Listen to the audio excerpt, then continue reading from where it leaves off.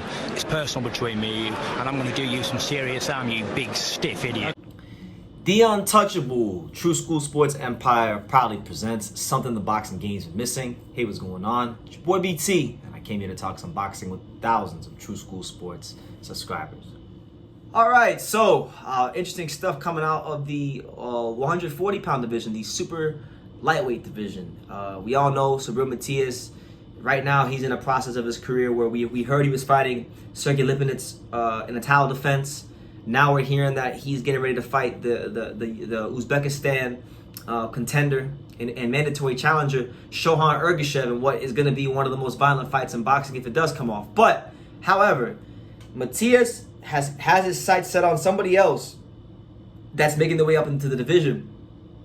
And I found this very intriguing because, you know, a lot of people say Devin Haney can't sell and Devin Haney's not a big name. And even I've said that in the past, but a lot of guys have been calling him out.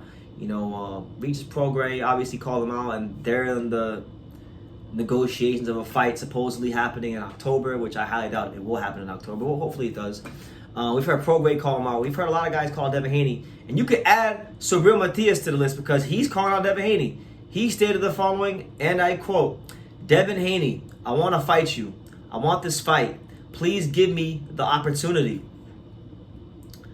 And that's all he said. And then on the fight interview, because I did see it with I think it was Hans Demestone, he called him a chicken and made the chicken sound. So let's talk about that potential matchup. Let's talk about the prospects of that, right? Because if Devin is moving to 140 and he is going to fight Regis Prograis, if he wins a title, that man naturally is going to be someone that that people want to see him fight. I mean, Subriel Matias is a very violent fighter. He's a guy that, genuinely speaking, I mean, there's not many guys who are more dangerous in the sport than Subriel Matias. I mean, this is a guy that, and it's not to glorify, but it's just to tell you the truth and make light of how dangerous he can be.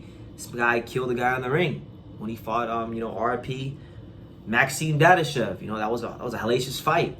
He's look at the way he beats guys up like Jeremias Ponce and Junkumbayev and these kind of guys. So when you fight Subriel Matias, you know, is he a guy that could be outboxed? Yes. Petros Anian showed that he can be outboxed, he can be out-hustled if you have the right style for that.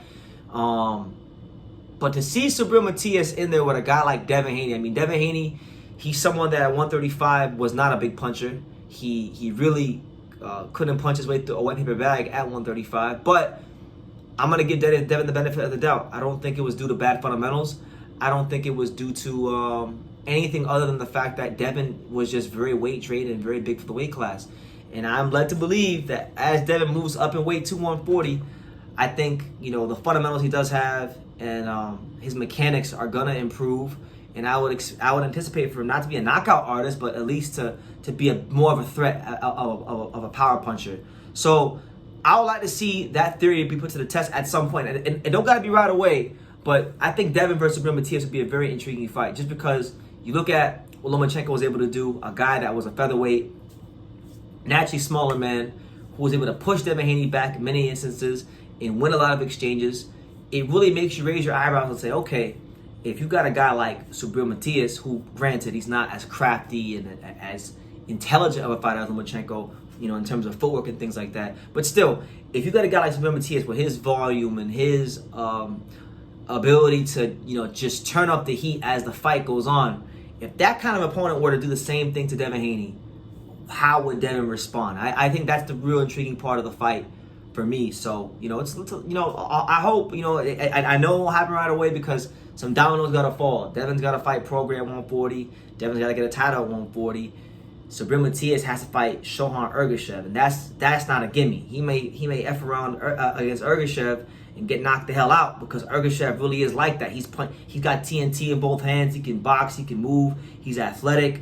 A lot of people don't know about Ergashev, but Ergashev can really fight, you know. And I would implore everybody, if and when that fight does get made, you know, with the date and the venue and stuff, I would implore everybody to watch Matias versus Ergashev because that is going to be one of the most violent fights in boxing. And then, okay, even if he beats Ergashev, right, the kind of punishment he's going to take in that fight, win or lose, you know, it might slow him down enough to the point where Devin is actually more eager to fight him. So a lot of stuff, a lot of intriguing things going on in the 140 division. As you got, you know, Teofimo Lopez is a champion now. The older guard is getting older. They're moving up. They're losing titles.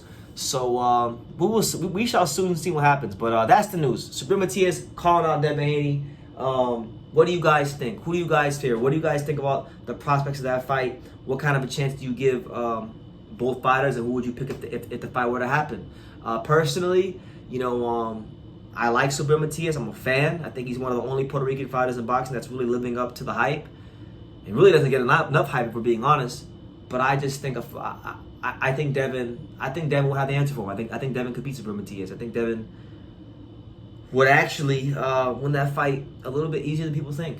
And that's I don't know if that's an unpopular opinion, but that's just my opinion. So yeah, let me know what you guys think in the comments down below. Make sure you guys take the time to subscribe. Like I say in every single one of these videos, you can love me or you can hate me, but I'm just a kid from Daniel. So until next time, take care, guys.